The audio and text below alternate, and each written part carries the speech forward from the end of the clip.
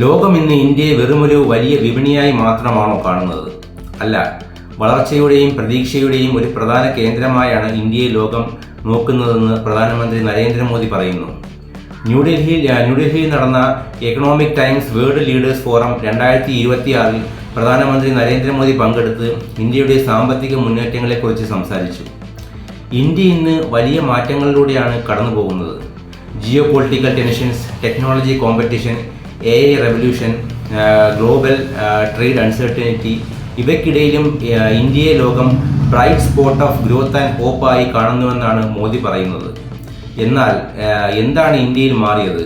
മോദി ഒരു രസകരമായ താരതമ്യം നടത്തി. ഒരു കാലത്ത് ഇന്ത്യയിൽ ലൈസൻസ് രാജ് ആയിരുന്നു. ഉൽപാദനം വർദ്ധിപ്പിക്കാൻ പോലും നിയന്ത്രണങ്ങളും തടസ്സങ്ങളും നേരിടേണ്ടി വന്നിരുന്ന കാലം. അതിനെ അദ്ദേഹം പ്രൊഡക്ഷൻ ലിങ്ക്ഡ് പണിഷ്മെന്റ് എന്നാണ് വിശേഷിപ്പിച്ചത്. എന്നാൽ ഇന്ന് India production linked incentive PLI പോലുള്ള പദ്ധതികളിലൂടെ ഉൽപാദനത്തെയും നിക്ഷേപത്തെയും പ്രോത്സാഹിപ്പിക്കുകയാണെന്ന് അദ്ദേഹം പറഞ്ഞു.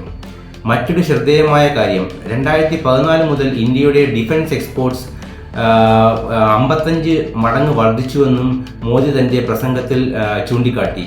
Digital infrastructure, manufacturing, defence, innovation, infrastructure ഇവയെല്ലാം ചേർന്ന് ഇന്ത്യയുടെ സാമ്പത്തിക ശേഷി കൂടുതൽ ശക്തമാക്കുകയാണ് എന്നതാണ് അദ്ദേഹത്തിന്റെ സന്ദേശത്തിന്റെ കാതൽ. ലോകം മാറുകയാണ്. ഈ മാറുന്ന ലോകത്തിൽ ഇന്ത്യ വെറും കാഴ്ചക്കാരനാകരുത്, ഒരു പ്രധാന ഗ്രോത്ത് എഞ്ചിനായി ഉയരണം.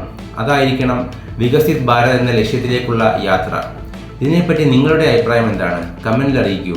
ഈ വീഡിയോ ഇഷ്ടമായാൽ ലൈക്ക് ചെയ്യാനും ആത്മഭാരതം എന്ന നമ്മുടെ ചാനൽ സബ്സ്ക്രൈബ് ചെയ്യാനും മറക്കരുത്. ചിന്തിക്കുന്നവർക്കായി ആത്മഭാരതം.